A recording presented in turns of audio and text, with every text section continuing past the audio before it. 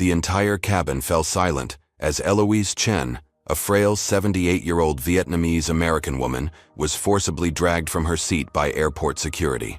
Blood trickled down her arm where the handcuffs bit into her wrinkled skin. Flight attendant Vanessa, Whitmore smirked, whispering to her colleague. One less foreigner taking up American oxygen. She had no idea that 20 rows back, Melissa Kim, Eloise's granddaughter and prominent civil rights attorney, was filming everything, her hands shaking with fury. The flight was about to become the battleground that would destroy multiple careers. Would justice prevail against such blatant discrimination, or would corporate power once again silence the truth? Before we dive into this shocking story, let me know where you're watching from. If you believe in standing up for justice and fighting discrimination, hit that like button and subscribe to stay updated on more powerful true stories that expose the reality many face every day. Eloise Chen clutched her boarding pass with trembling fingers as she shuffled toward Gate B-17 at Washington Dulles International Airport. At 78, the retired linguistics professor moved slower than she once did, but her eyes still sparkled with intelligence and warmth. Today's flight to San Francisco was particularly special. Her granddaughter Melissa was receiving her law degree from Stanford, the culmination of years of dedication and sacrifice.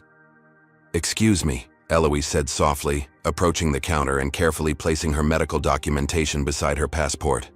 "I have heart condition. Need pre-boarding, please. Dr. Letter here." The gate agent smiled kindly. "Of course, Mrs. Chen. Your documents are all in order. We'll begin pre-boarding for passengers needing assistance in about 15 minutes." Eloise nodded gratefully and settled into a nearby seat, removing a small pill container from her purse. Her medication schedule was precise: 1 pill 30 minutes before boarding to prevent altitude-related complications with her arrhythmia. She had been managing her condition successfully for years, with careful planning and her doctor's guidance. What Eloise couldn't know was that her carefully planned journey was about to collide with a toxic presence on board. Flight attendant Vanessa Whitmore was already in a foul mood as she stalked the galley of the Boeing 787. At 42, Vanessa had spent nearly 2 decades with Trans-American Airlines, but had been passed over for senior positions multiple times. Rather than examine her own performance issues, she had developed a bitter worldview that conveniently blamed foreigners for everything from airline employment policies to her own stalled career. "Another full flight to California," complained Vanessa to her colleague Michael. "And pre-boarding is always a nightmare. Half of them don't even need assistance. They just want to board first." Michael shrugged. "It's not that bad. Only takes a few extra minutes." Vanessa's personnel file contained 3 formal complaints for discriminatory behavior toward passengers, all carefully buried by management to avoid controversy. Her childhood in a declining Rust Belt town had fostered deep resentment toward immigrants who she believed were stealing American jobs. Trans-American's regional manager Jack Pearson had personally intervened to keep her on staff after the last incident, dismissing the complaints as oversensitivity. As pre-boarding began, Eloise carefully made her way down the jetway, medical documents in hand. Vanessa's smile vanished the moment she saw the elderly Asian woman approach. "Boarding pass," Vanessa snapped, not meeting Eloise's eyes. "Good afternoon," Eloise replied pleasantly, handing over her documents. "I have letter from doctor too." Vanessa deliberately ignored the medical documentation. "Do you understand English? I need to see your boarding pass only." Eloise's cheeks flushed with embarrassment as other passengers looked on. "Yes, I understand. I was professor of linguistics for 30 years at University of Washington." She separated her boarding pass from the medical papers. "Here, boarding pass. I need water once seated for medicine, please." Vanessa scanned the boarding pass with unnecessary force. "Find your seat. We're busy with boarding." Eloise made her way to 14C, an aisle seat she had specifically requested due to her condition. As other passengers boarded, she tried to catch the attention of passing flight attendants for water, but Vanessa deliberately avoided eye contact. When Michael passed by, Eloise gently touched his sleeve. "Excuse me, may I have water for medicine, please?" Before Michael could respond, Vanessa materialized. "Sir, do you need assistance?" she asked the man across the aisle, completely ignoring Eloise. "No, but I think this lady was asking for something," he replied, gesturing toward Eloise. "We're in the middle of boarding," Vanessa said coldly. "Beverage service will begin after takeoff. But I need for medicine now," Eloise explained, showing her pill bottle. Vanessa's eyes narrowed. "I don't know what that is. Foreign medications aren't my specialty." Her voice rose deliberately. "Everyone, please keep the aisle clear. Fast. Boarding means on-time departure." Several passengers exchanged uncomfortable glances at Vanessa's obvious dismissal. The businessman across from Eloise wordlessly passed her his own water bottle. "Thank you," Eloise whispered, quickly taking her medication. As boarding continued, Vanessa made multiple unnecessary passes by Eloise's seat, bumping her elbow each time without apology. When the final boarding announcement came, Eloise realized with increasing anxiety that her granddaughter hadn't yet arrived. Melissa's connecting flight from New York must have been delayed. "Excuse me," Eloise said as Vanessa passed again. "My granddaughter not board yet. She on connecting flight." "We can't hold the plane for latecomers," Vanessa stated loudly, making a show of checking her watch. That would be unfair to all these Americans who arrived on time. The emphasis on Americans wasn't subtle. Several passengers shifted uncomfortably in their seats. A young woman diagonally across from Eloise quietly began recording on her phone. Vanessa suddenly focused on Eloise's medication bottle. "What exactly are you taking? Those don't look like American pharmaceuticals." "FDA-approved heart medicine," Eloise explained patiently. "Same medicine available in U.S. pharmacies." "I'll need to see that," Vanessa demanded, holding out her hand. "Security protocols." There was no such protocol, but Eloise, not wanting to cause trouble, handed over her medication. Vanessa made a show of examining the label, holding it up to the light and squinting suspiciously. "I can't verify what this is," she announced loudly. "For all I know, this could be illegal substances." The cabin grew uncomfortably quiet as passengers realized they were witnessing something disturbing. Eloise's face flushed with humiliation. "Is heart medication," she repeated, her voice quavering slightly. "I take for 15 years. "Well, I've never seen packaging like this," Vanessa continued, her voice carrying through the cabin. "Probably some third-world counterfeit. We take air safety very seriously in America." A middle-aged man several rows ahead stood up. "That's Cortisone. My father takes the same thing. It's completely standard medication for arrhythmia." Vanessa's face hardened. "Sir, please remain seated during boarding." "Then stop harassing that woman," he replied firmly. "She's done nothing wrong." Vanessa thrust the medication bottle back at Eloise, causing several pills to spill onto the floor. "Keep your unknown substances contained, ma'am. If you can't manage that, you might be creating a safety issue." Eloise bent to retrieve her scattered medication, her face contorted with distress. As she straightened up, she pressed a hand to her chest, wincing slightly. "You okay?" asked the woman beside her. "Just stress," Eloise murmured. "Makes heartbeat irregular sometimes." Vanessa, who had been watching, rolled her eyes dramatically. Now she's acting sick for attention. Always the same story. The pain in Eloise's chest intensified. Stress had indeed triggered her arrhythmia, and without her complete medication dose, the symptoms were worsening. Her breathing became labored, causing several nearby passengers to look over with concern. "I think she really needs help," called out the young woman who had been recording. "She's disrupting the boarding process," Vanessa declared. "I've seen this act before." Eloise's vision began to blur at the edges as her heartbeat became increasingly erratic. The final passengers were boarding, and through the haze of her discomfort, she caught a glimpse of her granddaughter Melissa rushing down the jetway, looking worried and slightly out of breath from running to make the connection. But before they could make contact, Vanessa stepped deliberately between them, speaking into her radio. "Security to gate B17. Passenger situation requiring immediate attention. This passenger is causing a disturbance," Vanessa announced loudly as two airport security officers approached Eloise's seat. "She's been uncooperative," and appears to be under the influence of unidentified substances. Eloise looked up in confusion and fear. "No, please. I just need medicine. Granddaughter just arrived." She pointed weakly toward the front where Melissa was still boarding.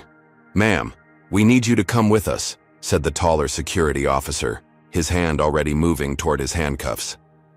"There's been a mistake," Eloise protested, her voice thin with anxiety. "I did nothing wrong." By now, several passengers had their phones out, recording the escalating situation. The businessman across the aisle stood up. "This is ridiculous. She's an elderly woman who just took her heart medication." "Sir, interference with airline staff is a federal offense," Vanessa snapped. "I've determined she's unfit to fly." The security officers moved in, one on each side of Eloise. "Ma'am, we can do this the easy way or the hard way," the shorter one said, his voice carrying a warning. "Please call my granddaughter Melissa Kim," Eloise begged, looking around desperately. "She lawyer. This not right." Classic deflection. "Tactics," Vanessa said to the officers. "Claims to have a relative who's conveniently a lawyer." The security officers, responding to Vanessa's authoritative tone rather than assessing the situation independently, began to remove Eloise from her seat. The elderly woman was disoriented and frightened, her movements slowed by age and her medical condition. "She's resisting," declared the taller officer, though Eloise was simply struggling to maintain her balance. In a sudden, shocking escalation, the officer twisted Eloise's arm behind her back and snapped handcuffs around her thin wrists. The elderly woman cried out in pain as the metal dug into her delicate skin. "Stop it! You're hurting her!" shouted a woman from across the aisle. "This is police brutality against an elderly person," called another passenger. Melissa Kim had finally made her way down the aisle just in time to witness her grandmother being handcuffed. "What are you doing? That's my grandmother. Take those off her immediately." Vanessa stepped in front of Melissa. "This woman is being removed for disruptive behavior and possession of unidentified substances. If you interfere, you'll be removed as well."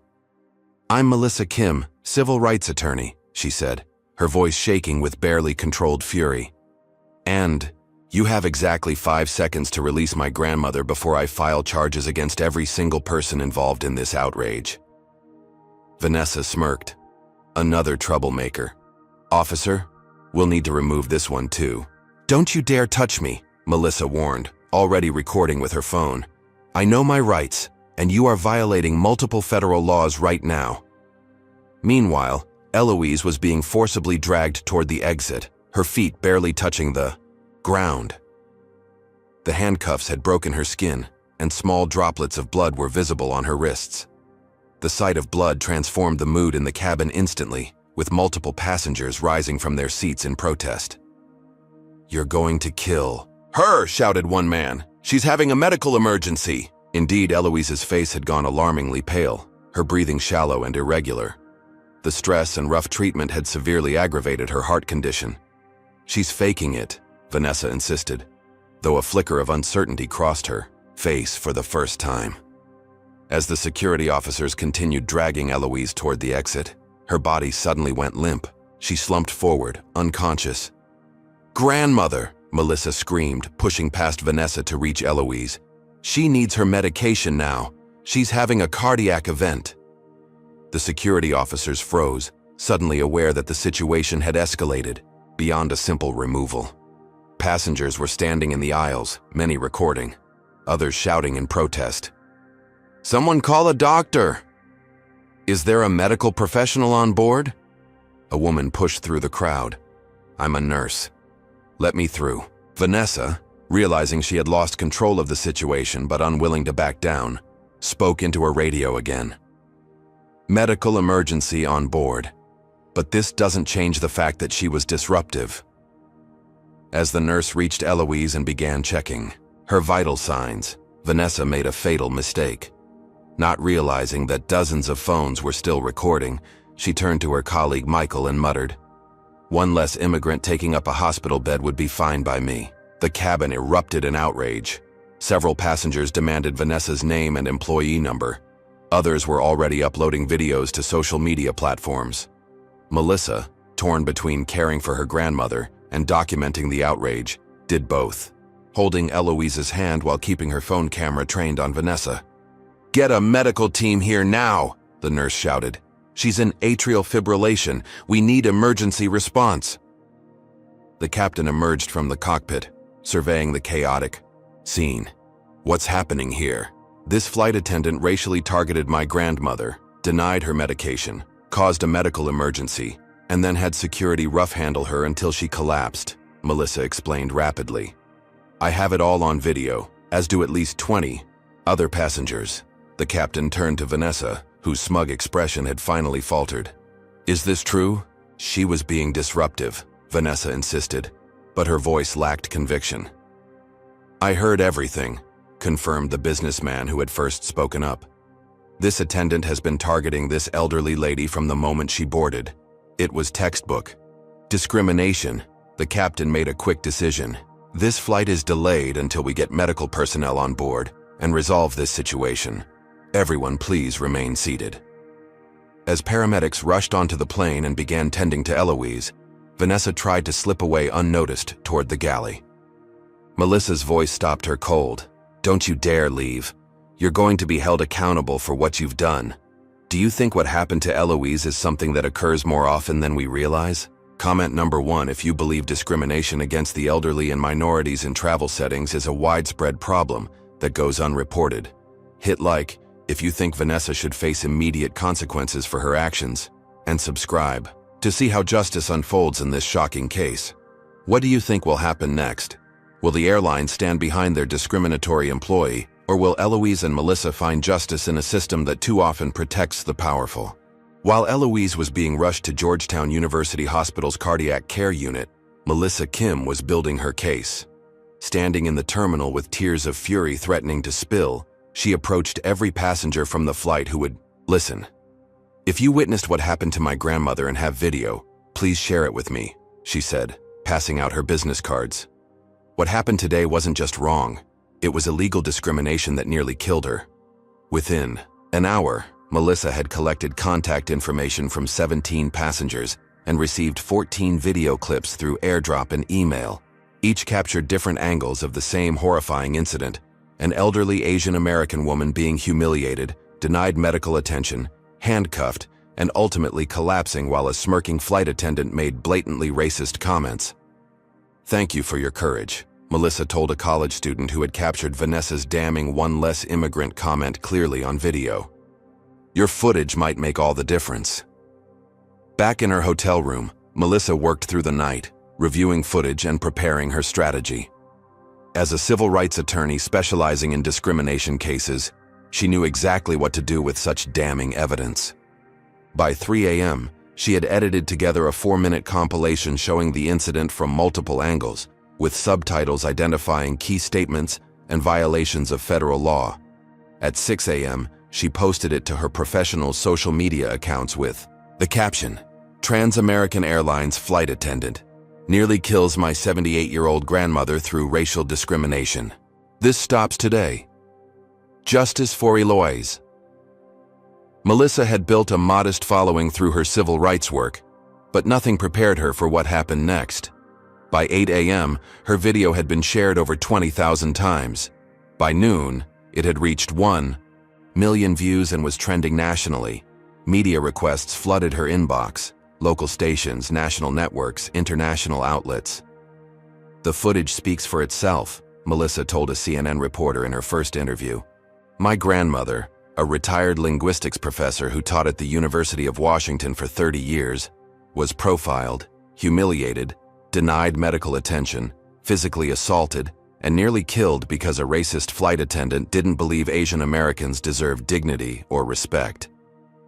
Trans-American Airlines initially responded with a standard corporate statement. "We are investigating an incident involving a passenger on Flight 2143. The safety and comfort of all passengers is our top priority. We cannot comment further during an ongoing investigation." This generic response only fueled public outrage. Justice for Eloise and Gars boycott Trans-American were now the top trending topics nationwide. Celebrity influencers began resharing Melissa's video, adding their own condemnations. "This is the face of everyday racism in America," wrote a famous actress to her 30 million followers, sharing Melissa's video. An elderly woman nearly died because someone with authority decided her life wasn't valuable. Former students of Professor Eloise Chen began coming forward, sharing stories of her kindness, brilliance, and the positive impact she had on their lives. "Professor Chen taught me not just linguistics but humanity," wrote one former student, now a published author. "She survived the Vietnam War, came to America with nothing, earned her PhD, and became one of the most respected scholars in her field. And this is how America repays her." 48 hours after the incident, Trans-American Airlines was in full crisis mode. Their stock had dropped 17%. Boycott pledges were mounting. Corporate partners were distancing themselves. The airline's CEO, Robert Davidson, was forced to address the situation personally in a hastily arranged press conference. "What occurred on Flight 2143 does not reflect our company values. The flight attendant in question has been suspended, pending a full investigation. We have reached out to the Chen family to offer our sincere apologies and appropriate compensation." Melissa watched the press conference from her grandmother's hospital room, where Eloise was stabilizing, but still in serious condition. Suspended? Not fired? And they think money will make this go away? Her phone rang, a producer from Good Morning America. "Ms. Kim, we'd like to have you on tomorrow morning to discuss the incident and the airline's response. Would you be available?" "Absolutely," Melissa replied. "America needs to see the face of discrimination and understand that a corporate apology isn't justice." The following morning, millions of Americans watched as Melissa calmly and articulately dismantled Trans-American's response. "My grandmother is a U.S. citizen who has contributed to this country for over 50 years. She was brutalized for taking heart medication while being Asian. The flight attendant has a documented history of similar incidents that the airline buried. This isn't one bad employee. It's a systemic issue that Trans-American has enabled and protected." By the end of the week, the story had gone global. International airlines began issuing statements about their own anti-discrimination policies. The U.S. Department of Transportation announced a formal investigation into Trans-American's practices. Civil rights organizations rallied around the case. Trans-American's CEO called Melissa directly. "Ms. Kim, we want to make this right. We're prepared to offer your grandmother a substantial settlement and implement new training programs." "How substantial?" Melissa asked coolly. $2 million and a formal apology, he replied. Melissa had won the first round. The corporation was on its knees, public opinion was overwhelmingly on their side, and financial compensation was on the table. Eloise was recovering, responding well to treatment, and would likely be discharged within days. Victory seemed assured. That evening, as Melissa was leaving the hospital, her phone pinged with a notification. Someone had created a fake social media account in her name and was posting inflammatory anti-white statements, attempting to paint her as a reverse racist. Within minutes, she received her first anonymous text message. "Watch your back, race baiter. Not everyone believes your lies." Simultaneously, a fringe news site published an article questioning Eloise's medical condition, suggesting she had faked her collapse to create a racial incident. The article cited an anonymous airline industry source who claimed Eloise had a history of similar complaints. Melissa's blood ran cold as she realized this was no coincidence. Someone with power and resources was orchestrating a counter-campaign. That same night, digging deeper into Trans-American's corporate structure, Melissa discovered that the airline's chief of operations, William Hartwell, had quietly donated to several anti-immigrant organizations over the years. More disturbing, still, he had been directly responsible for promoting Vanessa despite her history of complaints. The next morning, Melissa received an email from Trans-American's legal team. "Upon further review of the incident documentation, we must withdraw our settlement offer due to procedural inconsistencies in the original complaint filing. We remain open to resolving this matter through appropriate channels." The corporation was fighting back. This wasn't going to be a quick victory after all. Melissa called her grandmother's hospital room to check in, only to learn that reporters, claiming to be family members, had attempted to access her room overnight. The hospital had increased security as a precaution. "They're trying to intimidate us," Melissa realized. She immediately called the CEO back. "I was prepared to consider your offer, but now I understand that was just a delaying tactic while you gathered ammunition," she said. "So let me be clear. We don't want your money. We want justice. We want systemic change. And we're going to get it, even if I have to take down your entire company to do it." The battle lines were drawn. What had begun as a single incident of discrimination was about to expose an entire system of corporate-enabled racism that had flourished in the shadows for decades. 3 weeks after the incident, Trans-American Airlines CEO Robert Davidson stood before a forest of microphones in the company's sleek Chicago headquarters. Camera flashes illuminated his grave expression as he delivered a carefully crafted statement. "After a thorough investigation, Trans-American Airlines has terminated the employment of Vanessa Whitmore for violations of our Code of Conduct and passenger treatment protocols," Davidson announced. "We extend our deepest apologies to Professor Eloise Chen and her family for the inexcusable treatment she received aboard Flight 2143. Standing behind him were diverse members of the airline's executive team and a consultant from a prominent diversity and inclusion firm recently hired by Trans-American. The optics were perfect, a corporation taking responsibility and corrective action.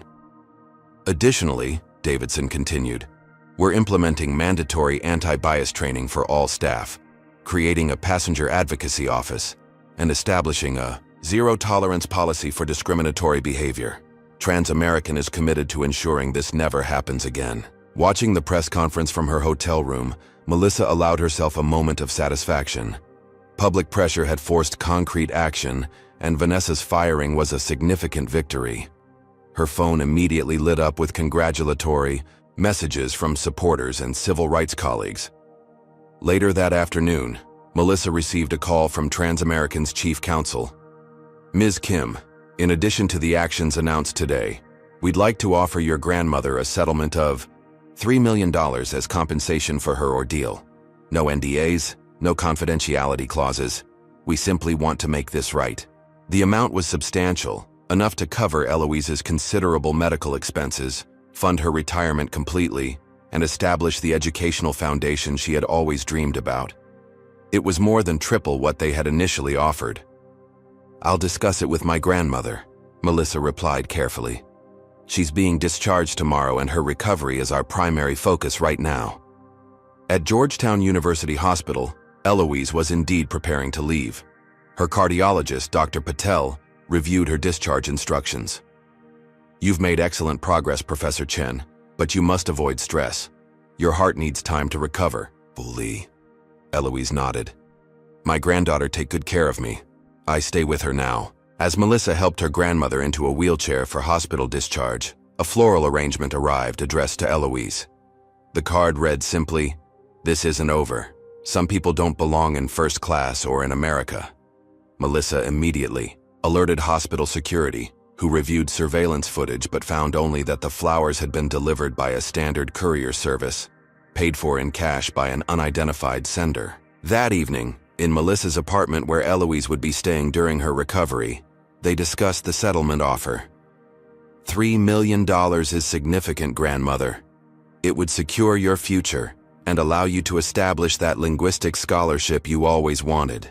Eloise considered this, her intelligent eyes still sharp despite her ordeal. "Money is not justice," she said finally. "This not about one bad employee, this about system that allows such things." "I agree," Melissa said. "But the airline has fired Vanessa and promised to implement new training and policies."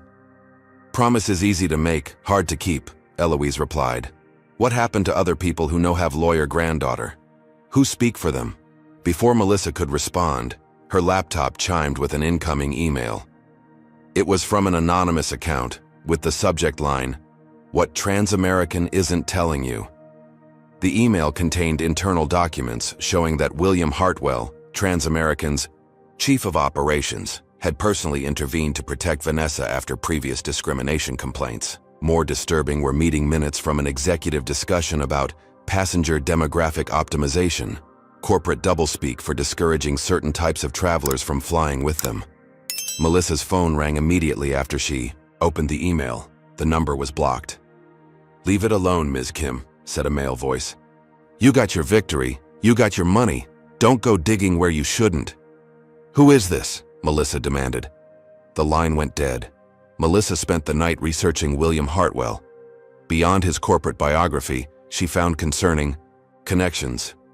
He had attended fundraisers for groups classified by civil rights organizations as anti-immigrant. His personal social media, though carefully curated, revealed subtle but consistent patterns of xenophobic viewpoints. The next morning, Melissa received an official letter from Transamerican's legal department. Upon review of the settlement documentation, we have identified a procedural issue that necessitates withdrawal of our previous offer. Specifically, the statutes cited in Section 4.3 are not applicable in this jurisdiction under current precedent. We remain open to negotiations, but must start fresh with correct legal foundations. The letter was a transparent attempt to delay and discourage them.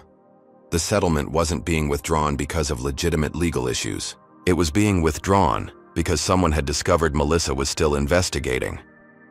Simultaneously, a story appeared on several right-wing news sites featuring a supposed former colleague of Eloise Chen claiming she had been fired from the University of Washington for erratic behavior, a complete fabrication, as Eloise had retired with honors and maintained professor emeritus status. "They're trying to discredit us," Melissa told her grandmother, who received the news with remarkable composure. "This familiar to me," Eloise said quietly. "In Vietnam, before we leave, powerful people also try to silence truth. But truth always find way out." Melissa made a quick decision. "I'm rejecting their settlement offer anyway. Something much bigger is happening here, and money would just buy their silence." She drafted a public statement. "Transamerican's firing of one employee is a start, not an end. We've uncovered evidence suggesting systematic discrimination embedded in the airline's corporate culture. We reject their settlement offer and will pursue full accountability through all available legal channels." After posting this statement, Melissa called Claire Washington, a partner at her prestigious law firm Peterson in Washington. "Claire, I need the firm's resources on this. Transamerican isn't just fighting us. They're waging a full corporate counteroffensive." There was a long pause on the line. "Melissa, I need to speak with you in person. Can you come to the office this afternoon?" The hesitation in Claire's voice raised immediate alarms. When Melissa arrived at the firm's gleaming downtown offices, Claire led her into a conference room where two other partners waited. "Melissa, we've always valued your work," Claire began, not quite meeting her eyes. "But the management committee has concerns about your handling of the Transamerican situation." "What concerns?" Melissa asked, though she already sensed what was coming. "You've become personally involved in a case against one of the largest corporations in America without bringing it through the firm's proper channels," explained Martin Peterson, the founding partner. "Additionally, Transamerican's parent company, Global Transit Holdings, is a potential client we've been courting for months. So you're saying I should have let my grandmother's assault go because it might interfere with landing a corporate client?" Melissa's voice was dangerously quiet. "We're saying there's a conflict of interest," Claire replied uncomfortably. "The firm can't be associated with your personal crusade while we're pursuing business with their parent company." "It's not a crusade, it's justice," Melissa countered. "And there's no conflict because I haven't filed suit yet. I've been acting in my personal capacity." "Nevertheless," Martin continued, "the management committee feels it would be best if you took a leave of absence until this situation resolves. You're suspending me for defending my grandmother against racial discrimination? That's rich coming from a firm that advertises its commitment to social justice. We prefer to call it a leave of absence," Claire said softly, "with full benefits maintained." "Call it what it is," Melissa stood up. "You're firing me because I threatened a potential corporate client's reputation by exposing their racism." Later that evening, as Melissa broke the news to Eloise, her grandmother took her hand. "I'm sorry I caused you lose job." "You didn't cause anything," Melissa replied fiercely. "And this isn't just about us anymore. This is about exposing a system that protects corporations when they enable discrimination. As if to punctuate her determination, Melissa's phone rang. It was Eloise's cardiologist, Dr. Patel. "Ms. Kim, I'm afraid I have concerning news. Your grandmother's latest test results show increased cardiac stress indicators. The publicity and ongoing conflict appear to be taking a physical toll. I strongly recommend shielding her from any additional stress for at least the next several months." The warning was clear. Continuing this fight could literally kill her grandmother. Yet walking away would allow Transamerican to bury their discriminatory practices once again. Melissa faced an impossible choice as the corporate machine aligned against them with increasing force. What had begun as a simple demand for justice had uncovered a web of institutional racism protected by money, power, and influence. And now that same system was threatening not just Melissa's career, but her grandmother's life. Melissa sat at her kitchen table surrounded by stacks of documents, her laptop open to a spreadsheet tracking every piece of information she'd gathered about Transamerican Airlines. With her legal career on hold and her grandmother's health deteriorating, she had transformed her apartment into an investigation headquarters. Dark circles under her eyes testified to sleepless nights spent building her case. "Vanessa Whitmore wasn't just one bad employee," she murmured, connecting threads on a digital timeline. "She was a symptom of something much larger." Through public records requests and contacts from her legal career, Melissa had obtained Vanessa's employment file, or rather the sanitized version Transamerican was willing to release. Even this censored document revealed troubling patterns. 3 formal complaints of discriminatory behavior in 5 years, all dismissed after brief investigations. Each complaint had been filed by passengers of color. More disturbing were the performance reviews praising Vanessa for maintaining cabin standards and ensuring passenger quality. Corporate euphemisms that raised immediate red flags. Melissa created a social media post asking if other travelers had experienced discrimination on Transamerican flights. The response was overwhelming. Within days, she had collected over 200 accounts from passengers of color describing similar treatment, being moved from first class under questionable pretexts, subjected to extra security screening, having medical needs dismissed, or being removed from flights for minor issues that white passengers routinely got away with. "This is systematic," Melissa told her former law school classmate Julian, who had offered pro bono assistance after hearing about her termination. "Transamerican has created a culture that rewards discriminatory behavior. But proving it will be nearly impossible," Julian cautioned. "Corporate discrimination cases like this rarely succeed without insider testimony. They've buried the evidence too deep." Melissa refused to accept defeat. There must be former employees who can verify this pattern. Her persistence paid off when she received an email from Morgan Taylor, who had worked in Transamerican's customer service department for 7 years before leaving 6 months earlier. "I processed passenger complaints," Morgan explained during their coffee meeting. "We had specific protocols for complaints from certain demographic categories. Those complaints were flagged for special handling, which meant they were routed to managers who specialized in resolving issues without creating liability." "You mean burying them?" Melissa clarified. Morgan nodded uncomfortably. "We weren't supposed to call it that, but yes. There was a monthly quota. They expected 95% of discrimination complaints to be resolved without formal documentation or compensation." "Would you be willing to testify to this?" Morgan's face fell. "I signed an NDA when I left. They paid me a year's salary to keep quiet. I could lose everything." This was a recurring theme. Melissa identified 14 former Transamerican employees with potentially damning information, but 13 had signed ironclad NDAs with severe financial penalties. The corporation had systematically silenced those who might expose their practices. As Melissa's investigation gained momentum, Transamerican launched an aggressive counter-campaign. Their PR team placed stories questioning the severity of Eloise's medical condition. Industry experts appeared on cable news suggesting the incident had been exaggerated for financial gain. Then came the coordinated character assassination. Stories began circulating about Melissa's supposed history of racial grievance cases and anti-corporate bias. gross distortions of her respectable civil rights career. Conservative media outlets painted her as an opportunist exploiting her grandmother for publicity. The most damaging blow came when her former law firm, Peterson and Washington, issued a statement distancing themselves from her actions. Ms. Kim's personal crusade against Trans-American Airlines does not reflect the values or judgment we expect from our associates. The firm had no involvement in her decision to publicly attack a respected American company. They're trying to isolate us, Melissa explained to Eloise, who listened with quiet dignity from her recliner. Make us seem radical and unreasonable. Truth not always popular, Eloise replied softly, but still truth. The corporate pressure intensified. Transamerican's parent company, Global Transit Holdings, began pulling advertising from media outlets that covered Melissa's allegations sympathetically. Journalists who had initially been eager to cover the story suddenly canceled interviews. The coordinated campaign reached its peak when doctored video appeared online supposedly showing Eloise being aggressive with airline staff before the recorded incident began.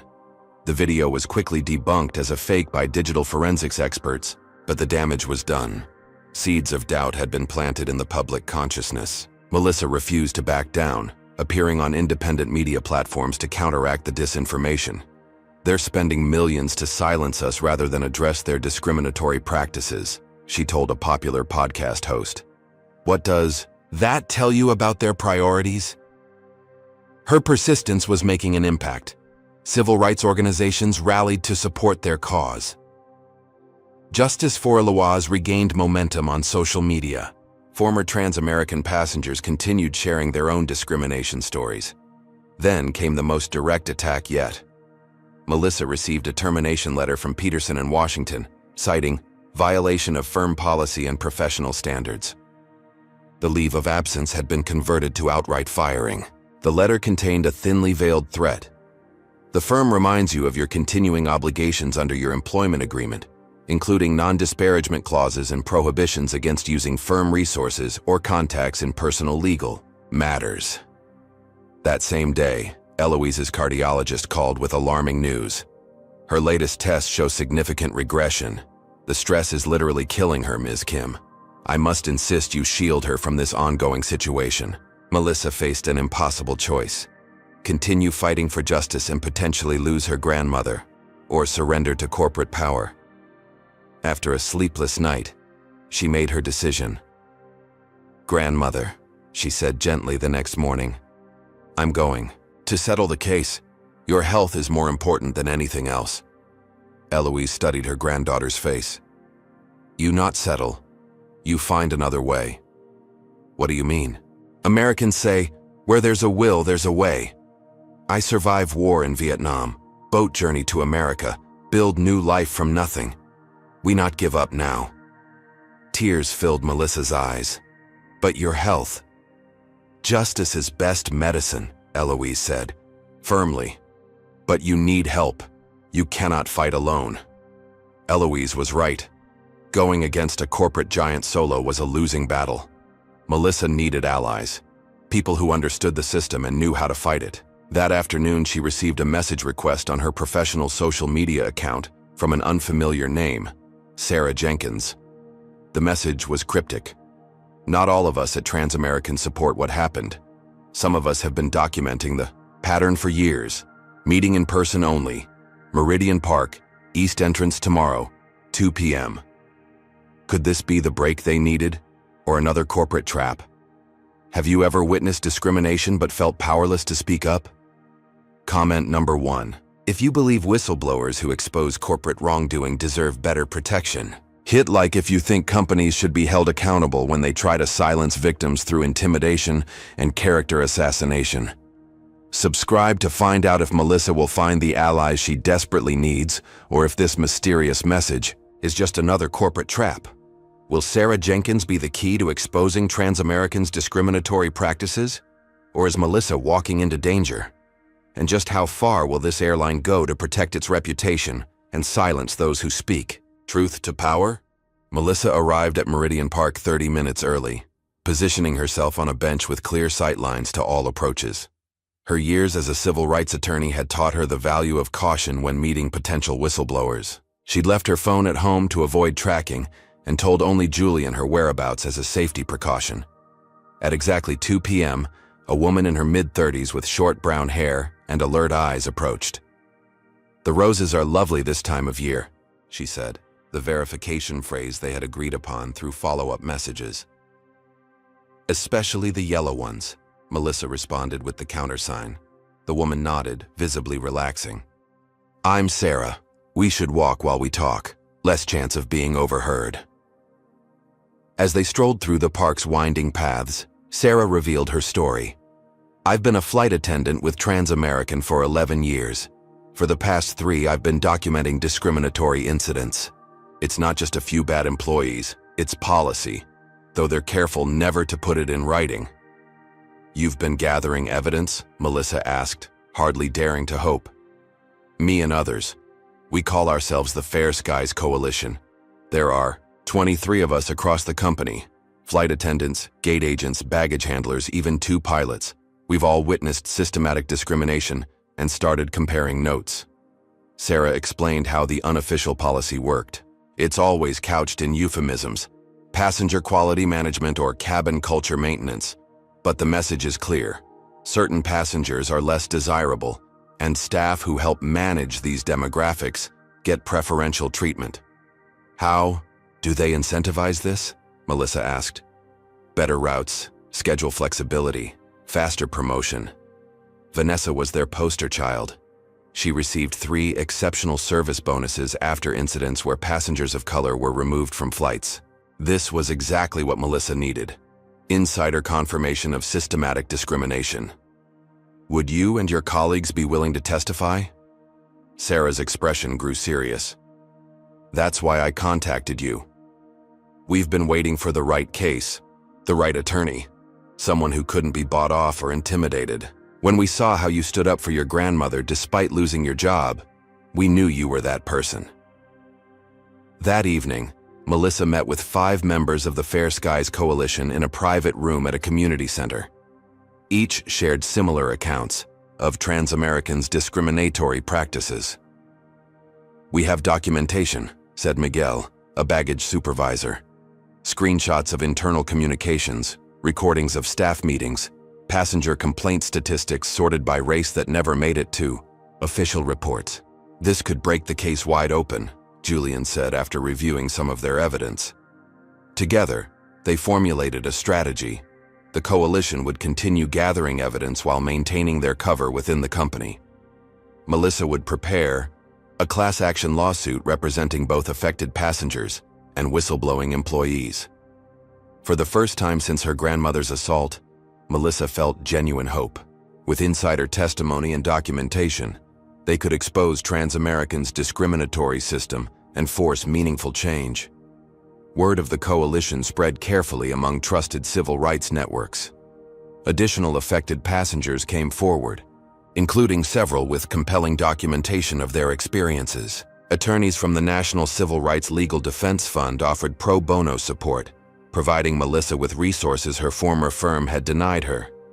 Even without Peterson and Washington's backing, Melissa was building a formidable case.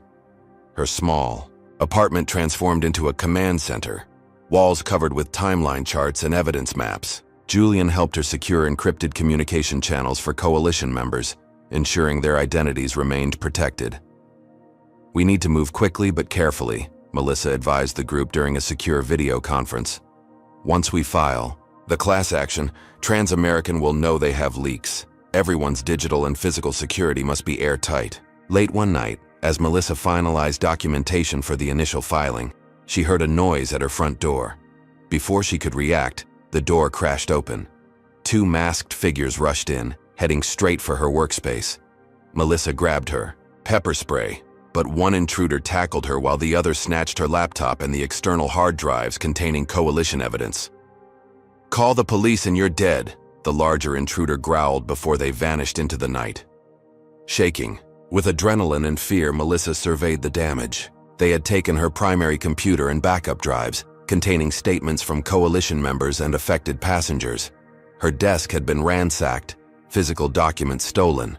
When she called Julian to report the break-in, his response chilled her further. My apartment was hit too. They took everything related to the case. The coordinated attack screamed professional job. This wasn't random crime. It was targeted intimidation with corporate resources behind it. Melissa called each coalition member, warning them to secure their evidence immediately. Too late. 3 had already experienced break-ins. The others found their emails hacked, cloud storage compromised, and personal devices corrupted. The evidence they had painstakingly gathered was being systematically destroyed. Even more disturbing were the personal threats. Sarah received photographs of her children at school with a simple message: walk away. Miguel's elderly parents received similar intimidation. Each threat contained personal details that weren't publicly available, the kind only accessible through expensive private intelligence services. When Melissa reported the break-in to local police, their response was perfunctory at best. Probably just ordinary thieves after electronics, the officer suggested, despite Melissa's explanation that only case-related materials were taken. The investigation was assigned to an overworked detective who warned her not to expect quick results. The coalition members, terrified for their family's safety, began to withdraw. I can't risk my children, Sarah explained tearfully.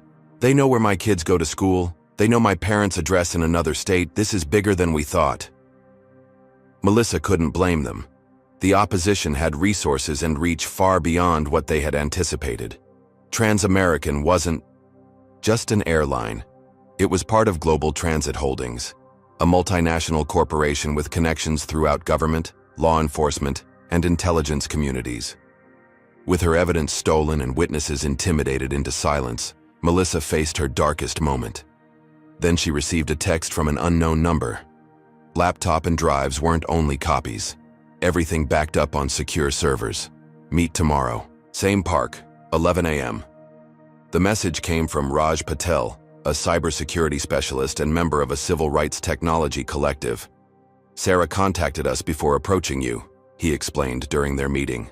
We've been mirroring all coalition communications and evidence on secured, encrypted servers located outside U.S. jurisdiction. So we still have the evidence? Melissa asked, hope returning. Most of it, and we've implemented counter-surveillance measures for coalition members. But the threats are real. These people have resources and aren't afraid to use them. With Raj's help, Melissa established new secure communications with remaining coalition members. They relocated evidence to systems beyond corporate reach and implemented rigorous security protocols. But the damage had been done. Many witnesses had withdrawn out of fear. Others had been silenced through targeted harassment. Melissa herself was now looking over her shoulder constantly, jumping at every unfamiliar sound. The final blow came when Eloise called from her doctor's appointment. They say I need moved to different living place, she explained. Too many stairs in your apartment. Need safer place for heart. The timing wasn't coincidental. Melissa had been planning to move her grandmother to a more accessible ground floor apartment anyway. But now it seemed the corporate forces arrayed against them were using even Eloise's health as a weapon. I need to get you somewhere safe, Melissa told her grandmother that evening. Somewhere they can't find you easily. You think they threaten old woman? Eloise asked, surprisingly calm. I think they'll use anything to stop us. And I can't risk you. With help from Julian and coalition members who remained committed despite the threats, Melissa relocated to a secure apartment building with enhanced security features. Eloise moved into a nearby assisted living facility under an assumed name, with trusted medical staff monitoring her condition. The battle had escalated from legal challenge to personal security crisis. But rather than deterring Melissa, the intimidation tactics hardened her resolve. If a corporate giant was willing to go to such lengths to silence them, it only confirmed the importance of their fight. They've shown us how much they fear exposure, she told the remaining coalition members during a secure meeting. Now we show them why they were right to be afraid. 3 days after relocating to the secure apartment, Melissa received a message through the encrypted channel Raj had established. Don't turn on lights, visitor coming, password, Blue Horizon. At precisely 9 p.m., a light knock sounded at her door. When she asked for the password through the closed door, a woman's voice softly replied, Blue Horizon. The visitor was Catherine Donovan, a thin, nervous woman in her 50s. "I was Transamerican's HR director for 15 years, she explained once safely inside, until 3 months ago. Catherine's position had given her access to the company's most sensitive personnel matters, including the very discrimination policies Melissa was fighting to expose. "It wasn't always this way," she said, hands trembling slightly as she accepted a cup of tea. "When I started, we were focused on genuine customer service. But when Global Transit Holdings acquired us 8 years ago, things changed. The new corporate owners had brought in William Hartwell as chief of operations with a mandate to optimize passenger demographics, corporate speak for attracting wealthier, predominantly white customers while discouraging others. They never put the explicit policies in writing," Catherine explained, "but the training materials contained coded language. Staff were trained to identify high-maintenance passengers using criteria that clearly targeted minorities." "Do you have documentation?" Melissa asked, trying to contain her excitement. Catherine nodded gravely. "I took everything I could before they pushed me out. Training manuals, internal memos, staff evaluation metrics, complaint statistics sorted by passenger demographics, all the evidence you need to prove systematic discrimination." From her purse, Catherine produced a flash drive. "This contains over 4,000 documents spanning 8 years. The smoking gun is in the executive compensation structure. Senior staff, including Vanessa Whitmore, received bonuses based partly on demographic optimization metrics, essentially how effectively they reduced complaints from minority passengers by discouraging them from flying Transamerican." Melissa could hardly believe their luck. "This is exactly what we need. Would you be willing to testify?" "That's why I'm here," Catherine replied. "I spent 15 years enabling a system I knew was wrong. I can't undo that, but I can help stop it now." The flash drive contained damning evidence. Internal communications referred to passenger quality management, with unmistakable racial coding. Staff evaluations rewarded those who maintained cabin culture, a euphemism for keeping minorities out of premium cabins. Most damning was a spreadsheet tracking racial demographics in first class, with targets for reducing specific minority percentages. "This directly links Vanessa's behavior to corporate policy," Julian confirmed after reviewing the documents. "She wasn't a rogue employee. She was executing exactly what she was incentivized to do." The documents also revealed William Hartwell's direct involvement. As chief of operations, he had personally designed the incentive structure and intervened to protect employees like Vanessa when complaints arose. Email chains showed him congratulating staff who successfully removed minority passengers from flights on dubious grounds. Most shocking was an email from Hartwell to the CEO following the incident with Eloise. Unfortunate optics, but Whitmore was following established protocols.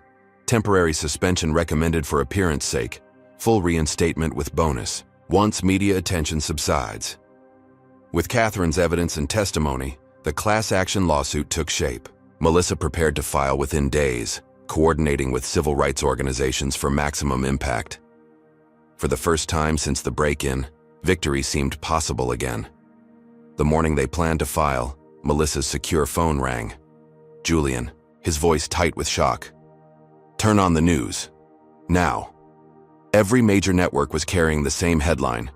"Former Transamerican HR director found dead in apparent suicide." Catherine Donovan's body had been discovered in her apartment, with what police described as a self-inflicted gunshot wound. "This wasn't suicide," Melissa said immediately. "We met with her yesterday." She was determined to testify. "The police report mentions a note," Julian replied grimly, claiming stress and guilt over fabricating evidence against her former employer. "That's absurd. The evidence is authentic. We verified it independently." It gets worse.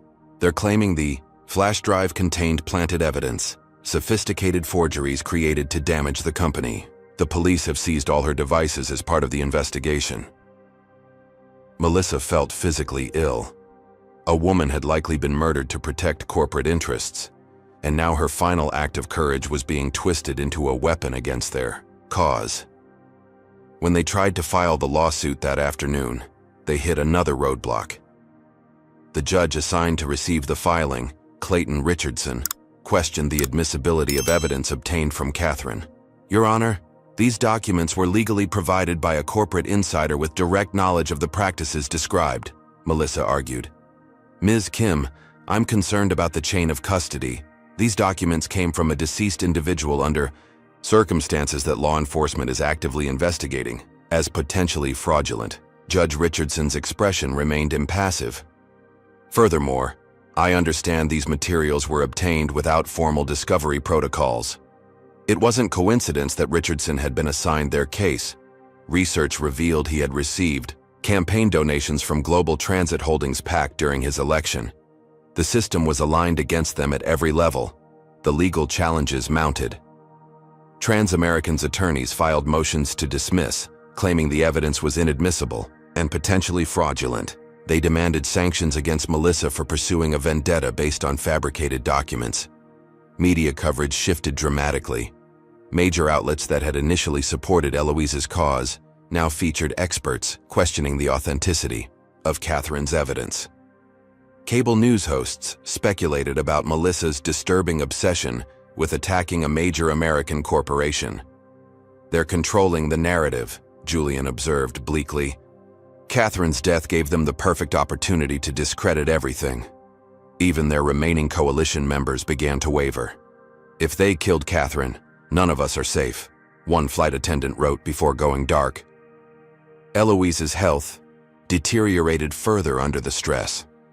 Her cardiologist warned that another major cardiac event was increasingly likely if conditions didn't improve. "She needs peace and stability," he emphasized. "This ongoing battle is literally shortening her life." Melissa felt the walls closing in. Their evidence was being discredited, their legal avenues blocked, and their witnesses silenced through fear or worse. The corporation had seemingly infinite resources to crush them, while Melissa was operating on limited savings and borrowed. Just when surrender seemed inevitable, a package arrived at Julian's office through an anonymous courier. Inside was a voice recorder with a note. "Catherine knew they might come for her. She left this with me for safekeeping. Press play in private." The recording was Catherine's insurance policy, her detailed testimony about Trans-American's discriminatory practices, naming names, citing specific documents, and explaining the entire system. She had created it the very night before her death, anticipating the possibility that she might be silenced. "If you're hearing this," her voice stated calmly in the recording, "something has happened to me. Everything I've provided is authentic. My testimony is true. And William Hartwell is directly responsible for creating and enforcing Trans-American's discriminatory policies." Catherine's posthumous testimony reignited their hope. Though they had lost a crucial witness, her voice could still help expose the truth. The courtroom fell silent as Melissa Kim rose to present her case. Gone was the polished corporate attorney from Peterson and Washington. In her place stood a warrior, forged through months of struggle against a corporate giant. Her once designer suit had been replaced by a modest but professional outfit, her sleek office supplies by borrowed legal pads. But her voice carried undiminished authority. "Your Honor, this case represents more than one incident of discrimination. It reveals a systematic corporate policy designed to marginalize and discourage minority passengers through coordinated harassment, intimidation, and removal. Trans-American's attorneys, 8 of them from one of the nation's most prestigious firms, exchanged smug glances. Their table overflowed with legal assistance, binders, and technology. In contrast, Melissa stood with only Julian beside her, their materials fitting on half a table. Judge Richardson, whose conflicts of interest Melissa had carefully documented, but been unable to legally challenge, regarded her with thinly veiled skepticism. "Ms. Kim, given your personal involvement, I question whether you can objectively represent this class action." "I've faced that same bias throughout this process, Your Honor," Melissa replied evenly. "The assumption that because my grandmother was a victim, I cannot be objective. Yet no one questions whether Trans-American's attorneys can be objective, while being paid millions to defend discrimination." The preliminary hearing quickly devolved into a procedural battlefield. Transamerican's legal team deployed every delay tactic available, challenging Melissa's standing, the class certification, the admissibility of evidence, even the court's jurisdiction. Your Honor, Ms. Kim is attempting to build a case on evidence from a discredited source, argued Charles Whitman, Transamerican's lead counsel. Catherine Donovan's materials cannot be authenticated and, according to police investigation, show signs of manipulation. The only manipulation, Your Honor, Melissa countered, is the suspicious circumstances surrounding Ms. Donovan's death and the immediate campaign to discredit her. As the hearing concluded its first day, Judge Richardson's rulings had overwhelmingly favored Transamerican. Catherine's documents were deemed questionable and subject to further authentication. The class certification was under review. Even Eloise's medical records were challenged as potentially exaggerated for effect. "They're buying time," Julian observed as they walked to their budget hotel. "Draining our resources while waiting for witnesses to disappear or evidence to be compromised. Then we need to change tactics," Melissa replied. "If we can't win on their playing field, we create our own." That night, Melissa researched aviation safety regulations rather than discrimination precedents. By morning, she had identified an overlooked angle. Transamerican's actions violated not just civil rights laws, but Federal Aviation Administration safety protocols regarding passenger medical needs. When court reconvened, Melissa pivoted her argument. "Your Honor, beyond the discrimination claims, Transamerican violated clear FAA regulations requiring reasonable accommodation for passengers with documented medical conditions. These violations fall under the jurisdiction of federal aviation safety laws, which preempt standard corporate liability protections." The strategy blindsided Transamerican's legal team. Aviation safety regulations carried different standards of evidence and stricter compliance requirements. More importantly, they fell under different judicial review standards. "Furthermore," Melissa continued, pressing her advantage, "I move to introduce evidence that Judge Richardson has received significant campaign contributions from Global Transit Holdings' Political Action Committee, creating a clear conflict of interest in this case." The courtroom erupted. Judge Richardson banged his gavel furiously. Ms. Kim approached the bench immediately. In chambers, Richardson's face was mottled with anger. "You're walking a dangerous line toward contempt, Counselor." "I'm walking a line toward justice, Your Honor. The public record clearly shows your financial connections to the defendant's parent company.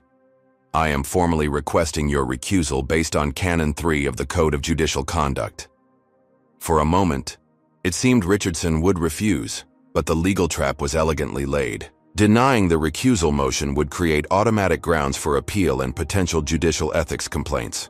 With visible reluctance, he announced his recusal when court resumed. The case was reassigned to Judge Amara Washington, a former civil rights attorney with a reputation for meticulous adherence to procedural fairness. In her first ruling, she granted Melissa's motion to protect Catherine's evidence pending independent authentication. "The court acknowledges the unusual circumstances surrounding this evidence," Judge Washington stated. "While concerns exist, dismissing these materials outright would potentially enable the suppression of relevant information through intimidation. Independent forensic analysis will determine their authenticity." Transamerican's attorneys immediately moved for continuance, claiming they needed time to prepare for this unexpected direction. Judge Washington granted a 2-week delay, far less than the months they had requested. During this critical reprieve, Melissa received devastating news from Eloise's assisted living facility. Her grandmother had suffered another cardiac episode during a scheduled deposition, collapsing mid-sentence while describing her experience on the flight. "She's stabilized," the cardiologist reported, "but her heart sustained additional damage. She cannot undergo any further stress without serious risk."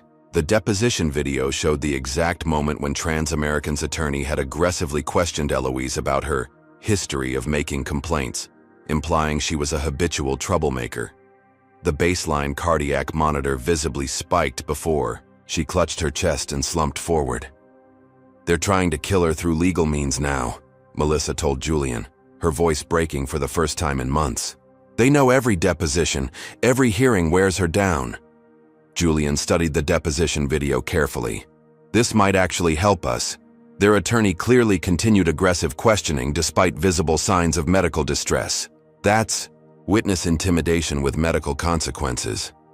Judge Washington agreed. She issued a sharp rebuke to Transamerican's legal team and granted Melissa's emergency motion to allow Eloise's previous statements as evidence without requiring her further testimony.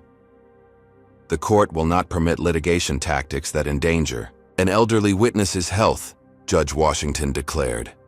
Ms. Chen's prior statements and medical records will stand as her testimony.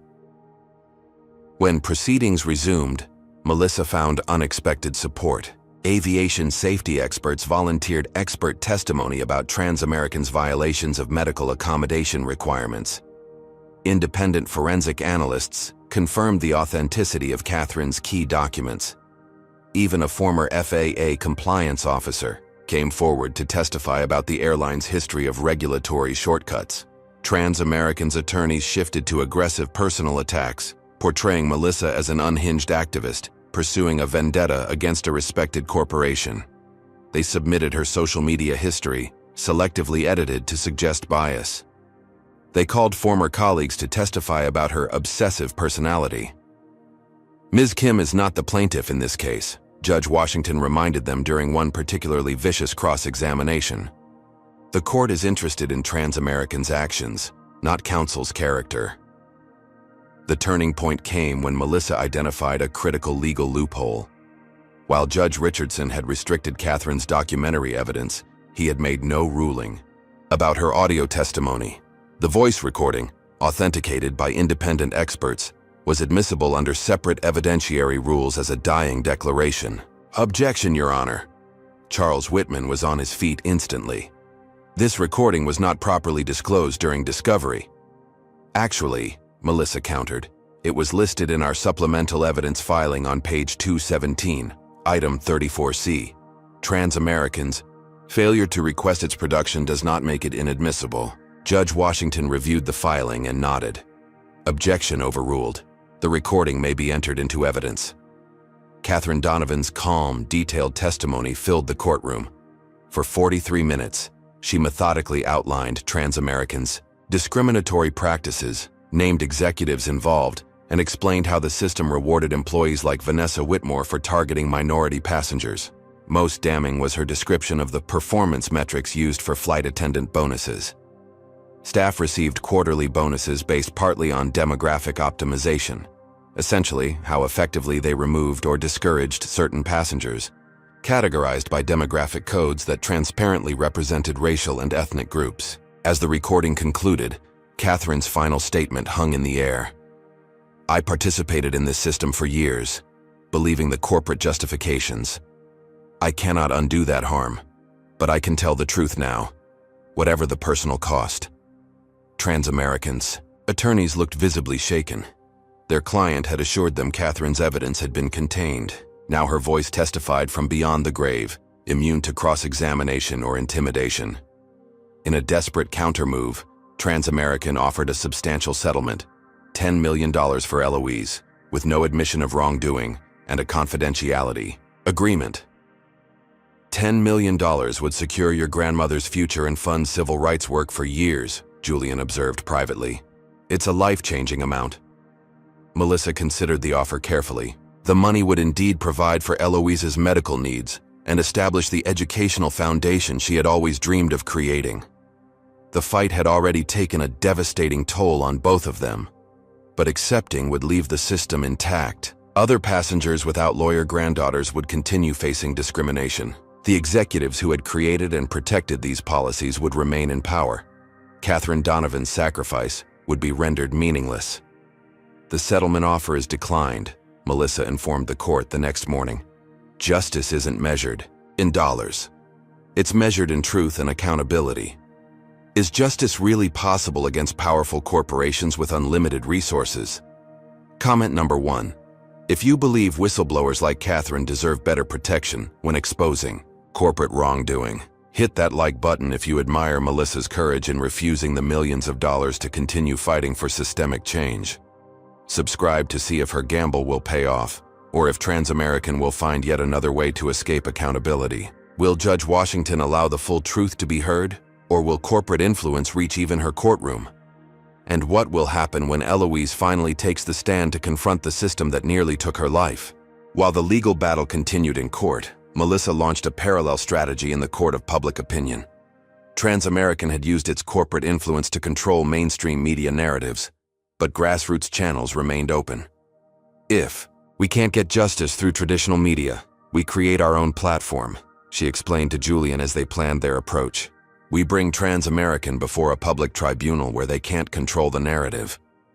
Using her connections in civil rights communities, Melissa organized a public forum at the National Civil Rights Museum. Called Voices Against Discrimination, the event invited former Transamerican passengers to share their experiences of discrimination. "Transamerican doesn't want you to hear these stories," Melissa told the packed auditorium.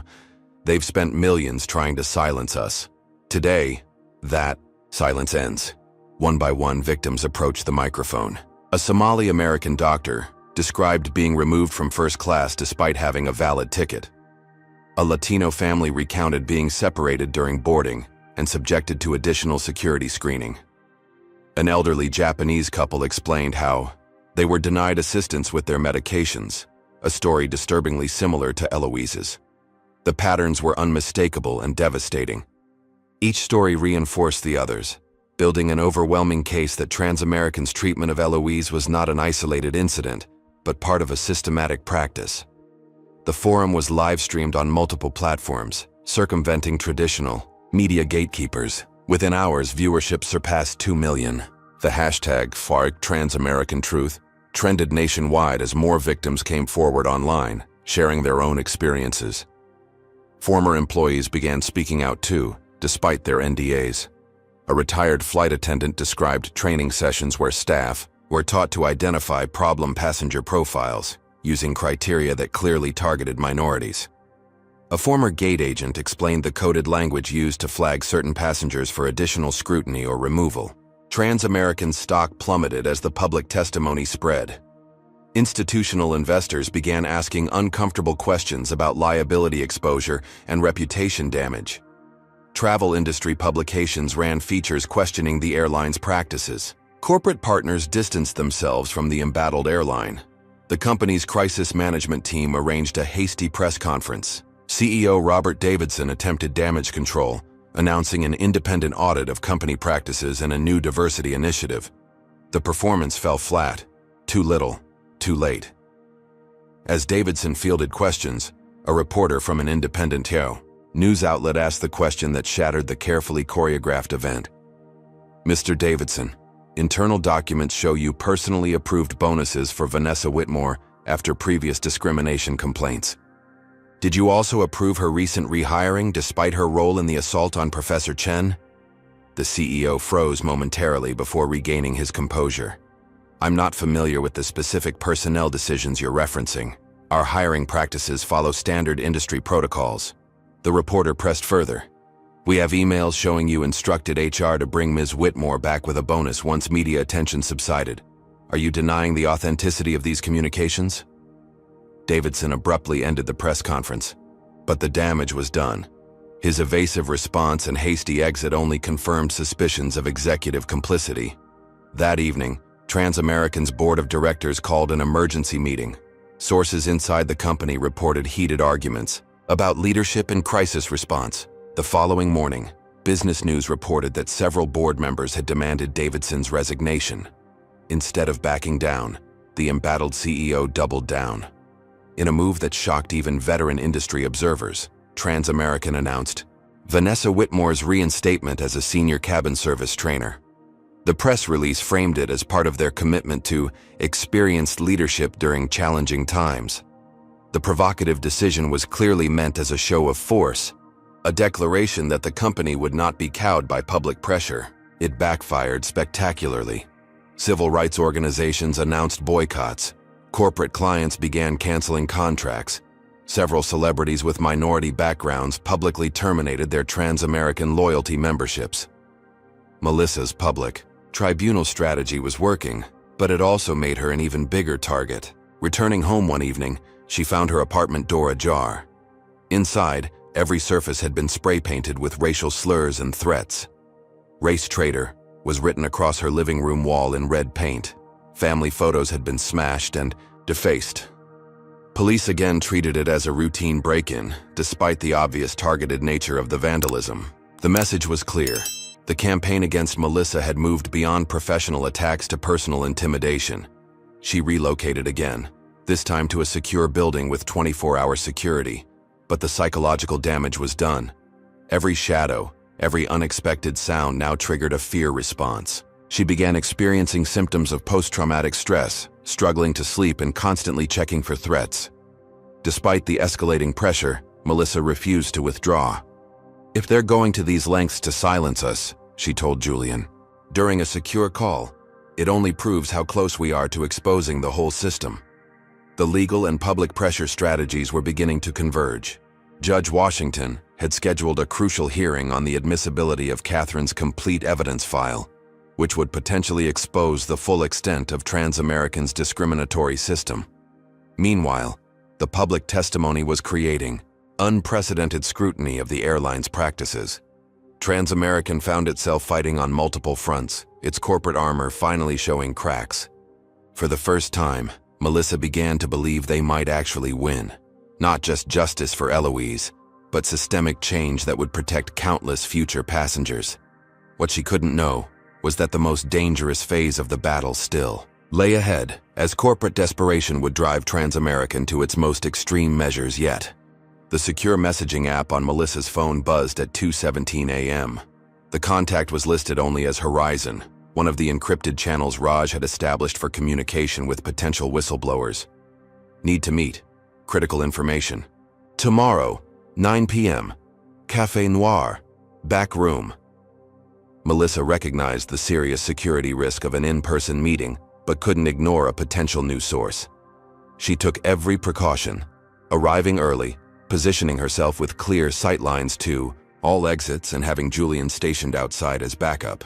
At precisely 9 p.m., a woman in her late 50s with silver hair and a flight attendant's perfect posture entered the cafe. She scanned the room with practiced efficiency before approaching Melissa's table.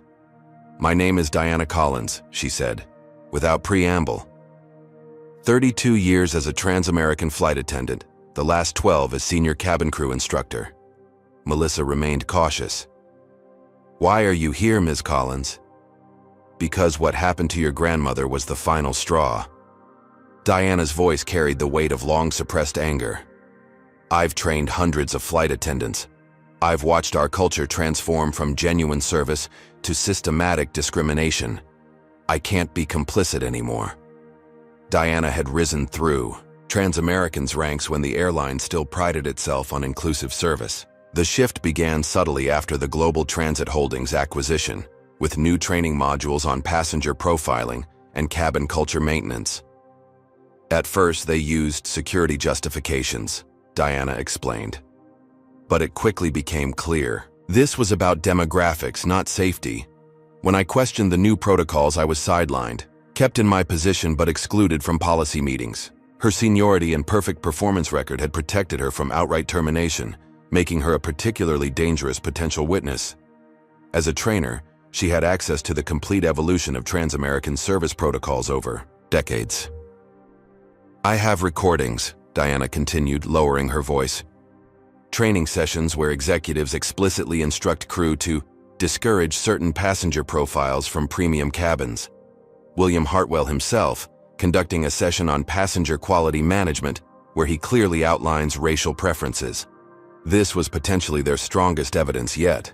Direct, unambiguous documentation of discriminatory training from the highest levels of management. I also have flight manifests," Diana added, spanning 5 years, showing patterns of removals and service incidents targeting minority passengers. The statistical evidence is overwhelming. "Why come forward now?" Melissa asked. "Why risk your 30-year career?" Diana's professional composure briefly cracked. "Because I helped create Vanessa Whitmore. I trained her. I saw her biases and did nothing, believing they wouldn't affect her performance. When passengers complained, I dismissed it as adjustment to the role. I bear responsibility for what happened to your grandmother." That night, Melissa and Julian reviewed Diana's evidence. The recordings were unequivocal. Senior management, explicitly directing staff to discourage minority passengers through selective enforcement of policies and fabricated service issues. Most damning was a recording of William Hartwell instructing new trainers. Premium cabins set passenger expectations. The demographic balance directly impacts our core business model. Your job is to ensure that balance reflects our target demographic. The statistical analysis of flight manifests showed minority passengers were removed from flights at 17 times the rate of white passengers. First-class cabins showed systematic reduction in minority representation over 5 years, coinciding with new executive bonus structures. This could break the case wide open, Julian said, reviewing the material. Diana's testimony connects every dot, from corporate policy to implementation to Vanessa's specific actions. The next morning, Diana received her first threat. A photograph of her college-age granddaughter on her university campus with crosshairs superimposed over her face. The message was simple: loyalty or consequences. Similar threats targeted her son's business and her husband's medical practice. Each contained private information that should have been inaccessible, demonstrating Transamerican's extensive intelligence resources. Simultaneously, Diana was called to a private meeting with Transamerican's chief counsel, who offered her an early retirement package worth $3 million.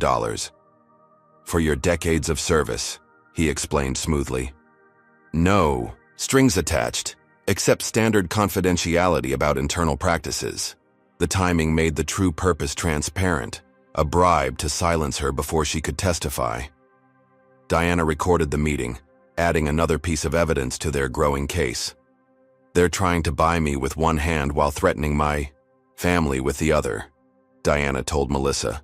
That tells me they're truly frightened of what I know. As Diana wavered under the pressure, Melissa connected her with the security team that had been protecting coalition members. They established safeguards for Diana's family, creating secure communication protocols and physical protection where possible.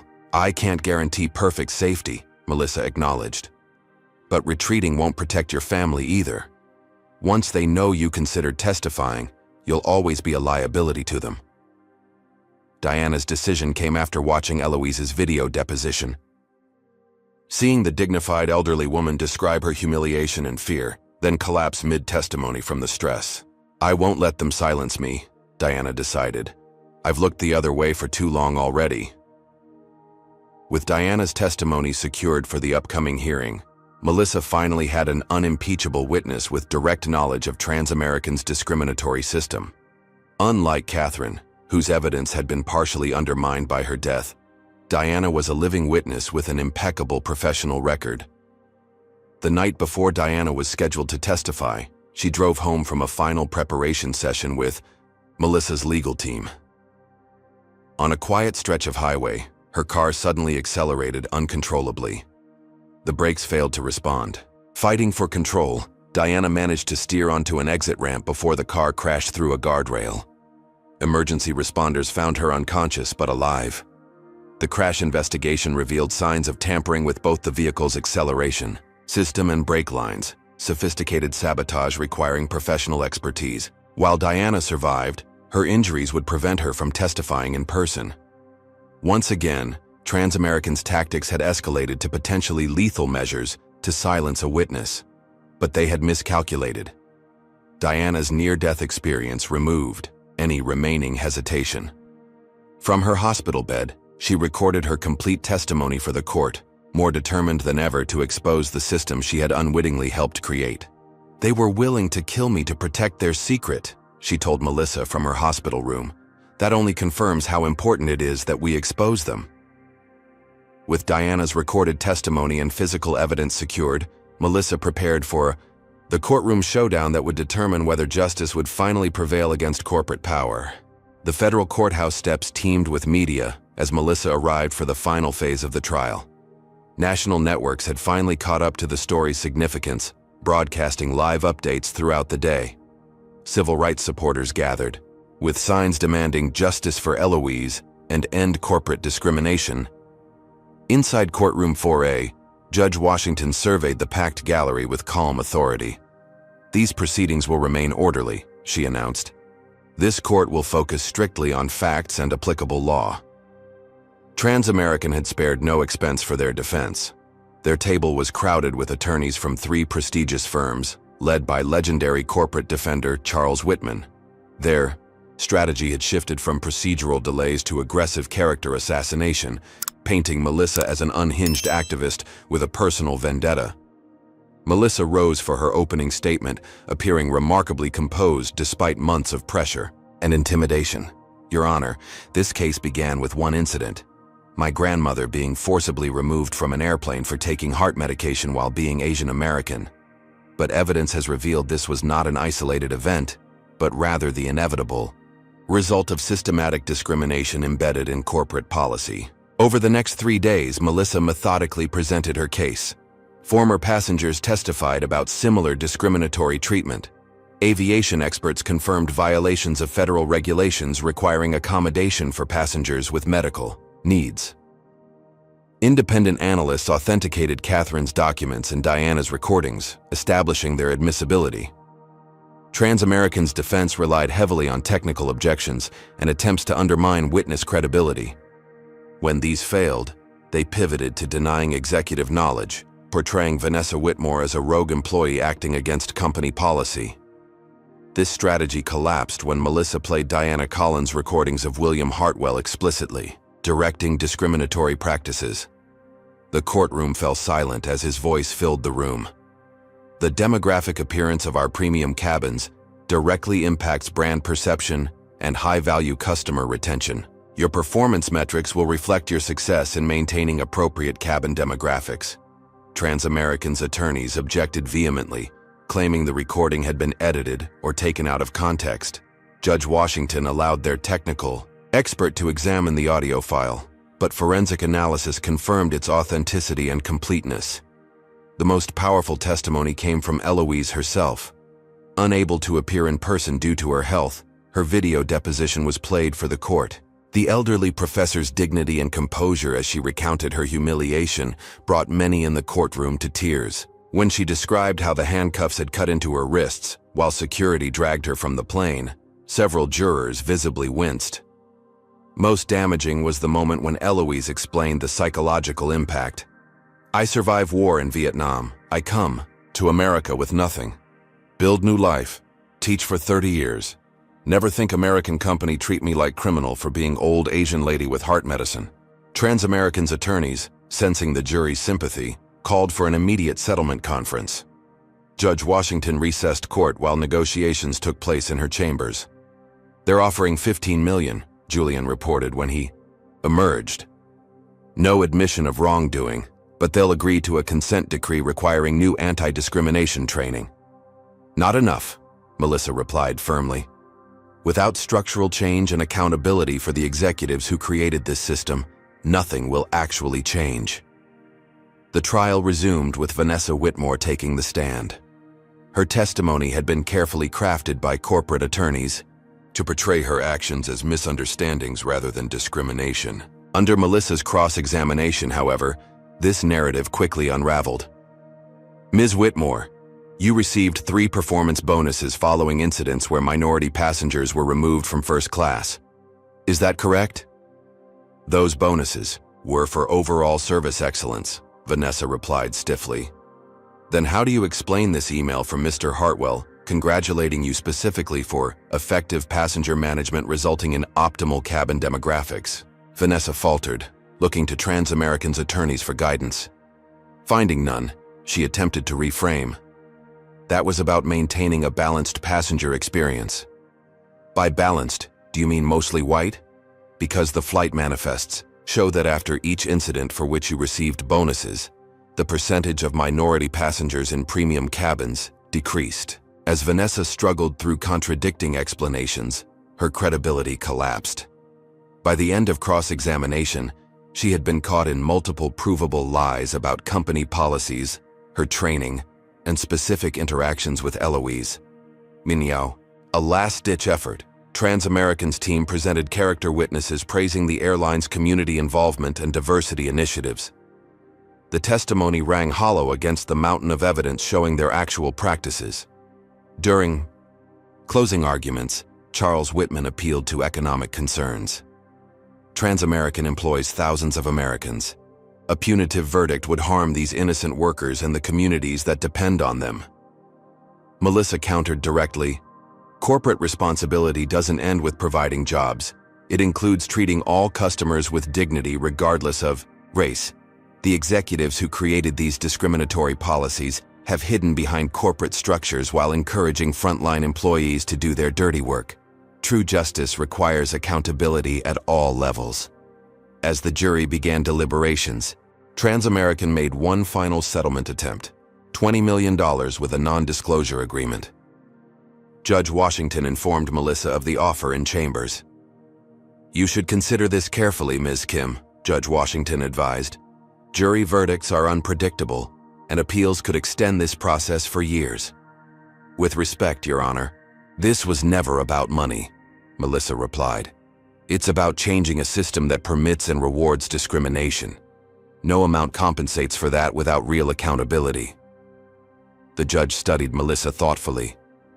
"Very few people maintain such principles when millions of dollars are on the table. Your grandmother is fortunate to have such an advocate." As the settlement discussion concluded, a clerk rushed in with an urgent message. The jury had reached a verdict after just 4 hours of deliberation. Extraordinarily fast for such a complex case. The courtroom hushed as the jurors filed in. The forewoman handed the verdict form to the clerk, who delivered it to Judge Washington. The judge reviewed it carefully, her expression revealing nothing. "In the matter of Chanatiwa, Al versus Transamerican Airlines," Judge Washington began, "the jury finds as follows. On the claim of discriminatory practices under federal civil rights statutes, the jury finds for the plaintiffs." The courtroom erupted in murmurs as Judge Washington continued reading the verdict. On the claim of violation of federal aviation administration regulations regarding medical accommodation, the jury finds for the plaintiffs. Melissa gripped Julian's hand, hardly daring to believe what she was hearing. On the claim of intentional infliction of emotional distress, the jury finds for the plaintiffs. One by one, Judge Washington read through each count. Transamerican had lost on every single claim. When she reached the damages portion, the room fell completely silent. Compensatory damages in the amount of $8 million. A pause. Punitive damages in the amount of $75 million. The gallery erupted. The unprecedented punitive damages sent a clear message. The jury had determined that Transamerican's conduct was so egregious that severe financial penalties were necessary to prevent similar behavior in the future. As Judge Washington called for order, she added her own unprecedented requirement. Given the evidence presented regarding systematic corporate practices, this court will retain jurisdiction to oversee implementation of comprehensive anti-discrimination protocols throughout Transamerican's operations for a period of 5 years. The verdict represented not just financial compensation, but ongoing structural oversight. Exactly the systemic change Melissa had fought for. Transamerican would be required to completely overhaul its training, evaluation metrics, complaint procedures, and executive compensation structures under court supervision. Outside the courthouse, media swarmed as Melissa made a brief statement. Today's verdict sends a message that no corporation, regardless of size or influence, stands above the law. This outcome honors my grandmother's courage and the many others who suffered similar discrimination but lacked the resources to fight back. Charles Whitman immediately announced plans to appeal, but the damage to Transamerican was already done. Their stock had plummeted to a 10-year low. Corporate clients were canceling contracts. The board of directors called an emergency session that evening. By morning, the business news reported a corporate earthquake. CEO Robert Davidson had been terminated effective immediately. William Hartwell and 3 other executives implicated in the discriminatory practices were also removed. The company announced the appointment of Diana Collins, newly recovered from her accident, as special advisor on inclusive service practices. In a hastily arranged press conference, Transamerican's newly appointed CEO, James Washington, notably the first African American to lead the airline, stood beside Diana Collins. What happened to Professor Chen and others was inexcusable. Trans-American failed its customers and betrayed its own values. Today marks the beginning of fundamental change. The new CEO made his first official act a public one, the termination of Vanessa Whitmore, broadcast live during the press conference. Those who implemented discriminatory practices will no longer have a place at this company, he stated firmly. For Melissa and Eloise, the victory brought healing, but also new purpose. The Substantial Damages Award allowed Eloise to establish the Chen Educational Foundation, providing scholarships for immigrant students pursuing linguistics and civil rights law. Her first announcement was a special scholarship named for Catherine Donovan, honoring the whistleblower whose courage had helped expose the truth. Justice extended beyond Trans-American. The U.S. Department of Transportation launched investigations into similar practices at other airlines. Congress held hearings on corporate discrimination, with Melissa providing expert testimony. New federal regulations were proposed to strengthen protections for passengers with medical needs. Most significantly, evidence from the trial prompted federal prosecutors to open a criminal investigation into potential obstruction of justice and witness tampering. William Hartwell and several trans-American executives faced indictments for their roles in suppressing evidence and intimidating witnesses. For Melissa, the case transformed her career. Though her former law firm attempted to rehire her with apologies and partnership offers, she declined. Instead, she established the Chen Justice Initiative, a nonprofit law firm specializing in transportation discrimination cases. Former coalition members joined her team, creating a powerful advocacy organization that quickly gained national recognition. 6 months after the verdict, Eloise's health had stabilized enough for her to attend a special event, Melissa's receipt of the National Civil Liberties Award for her groundbreaking case. As she helped her grandmother onto the stage, Melissa reflected on their journey from terror and humiliation to systemic change. "My grandmother taught me that justice isn't just about winning a case," Melissa told the audience. "It's about transforming systems that enable injustice. One person standing firm can reveal truth that corporations spend millions trying to hide." Eloise, now using a cane but standing straight with dignity, addressed the audience briefly. "In Vietnam we have saying, when the powerful do wrong, only truth brings healing. America still place where truth can win, but only when brave people fight for it." The audience rose in a standing ovation as grandmother and granddaughter embraced. Their personal trauma transformed into a victory that would protect countless future passengers from similar discrimination. 1 year too. The day after Eloise was dragged from Flight 2143, she boarded another trans-American plane, this time as an honored guest. The airline, under its new leadership and transformed corporate culture, had invited her to participate in their revamped crew training program, sharing her experience to ensure such incidents would never happen again. As she settled into her first-class seat, a flight attendant approached with a glass of water. "Professor Chen, it's an honor to have you aboard. If you need anything at all for your medication or comfort, please don't hesitate to ask." Eloise smiled, taking her heart medication without fear. The system had been changed. Justice, in its fullest sense, had finally been served. Meanwhile, in a federal detention center awaiting trial on obstruction charges, William Hartwell watched the news coverage of Trans-American's transformation. The company he had shaped through discrimination and intimidation was now becoming a model for inclusive practices in the industry. Concrete proof that corporate culture could change when brave individuals refused to be silenced. In courthouses across America, new cases cited Chen versus Trans-American as precedent, extending its impact beyond one airline to challenge discriminatory practices throughout the transportation industry. What had begun with one elderly woman's humiliation had blossomed into a movement for accountability and equal treatment that would benefit millions of travelers for generations to come. That was the true justice. Not just compensation or punishment, but lasting change that honored the courage of those who had risked everything to expose the truth. The story of Eloise Chen and her granddaughter Melissa reveals powerful truths about justice and accountability in modern America. First, it demonstrates that systemic discrimination often hides behind corporate policies and euphemisms, making it difficult but not impossible to expose. Second, It shows that real change requires more than individual consequences. It demands structural transformation and ongoing oversight. Perhaps most importantly, this story illustrates the tremendous power imbalance between corporations and individuals. Without Melissa's legal expertise and persistence, Eloise's experience would have remained just another buried complaint. For every case that reaches public attention, countless others go unaddressed because victims lack the resources to fight back against corporate machinery.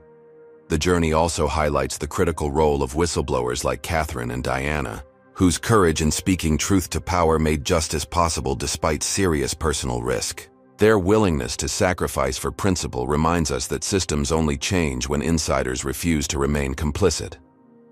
Melissa's refusal to accept financial settlements without structural change teaches us that true justice cannot be bought.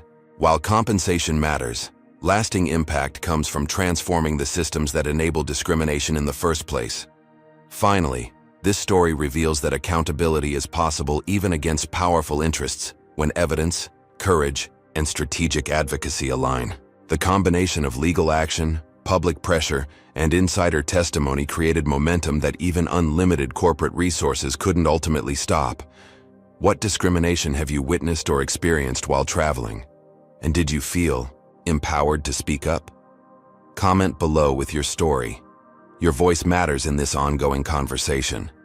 If you believe corporations should be held accountable for discriminatory practices, hit that like button to help spread awareness. Subscribe to our channel for more powerful stories about ordinary people fighting extraordinary battles against injustice. And if you know someone who needs to hear this message of persistence and hope, please share this video with them. Thank you for joining us for this journey from injustice to accountability. Remember, as Eloise taught us, standing firm for truth can transform not just individual cases but entire systems, creating a more just world for everyone.